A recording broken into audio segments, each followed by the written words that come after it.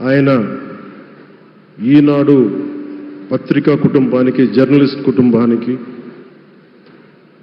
వారందరికీ కూడా నా ప్రత్యేక హృదయపూర్వక నమస్కారం. రామోజీరావు గారి గురించి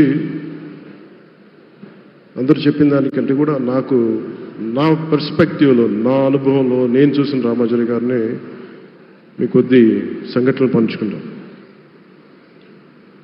రామోజీరావు గారు నాకు సినిమాలు ఉన్నా కానీ నాకు పరిచయం లేదు. ముందు షూటింగ్ ఆయన స్టూడియోస్లో చేసినా కానీ ఫస్ట్ టైం పాలిటిక్స్కి ఎంటర్ అయిన తర్వాత 2008లో ఆ సమయంలో ఆయన్ని కలవటం జరిగింది. ఆయన మాట్లాడిన విధానం చాలా నిక్కచ్చిగా, ప్రజల పక్షపాతాన్ని.